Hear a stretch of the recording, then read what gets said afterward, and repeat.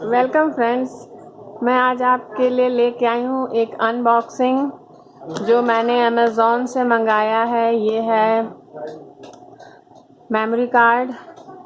इसमें इधर मेरा एड्रेस डिटेल है। अब मैं दिखाती हूँ कि जो प्रोडक्ट मैंने मंगाया है मुझे वही मिला है।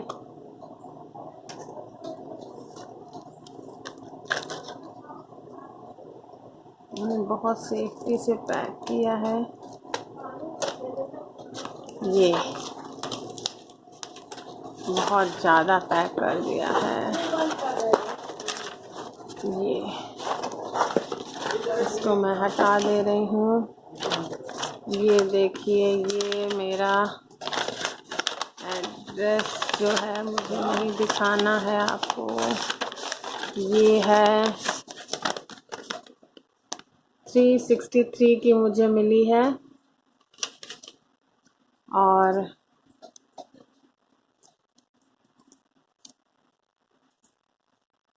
सैंडिस्क की चिप है। ये इसमें MRP 900 है और ये मुझे मिली है 363 की।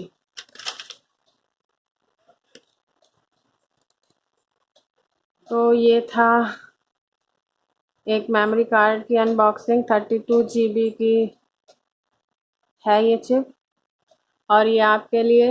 शेयर, सब्सक्राइब, लाइक, कमेंट और bell icon. Okay friends, bye bye.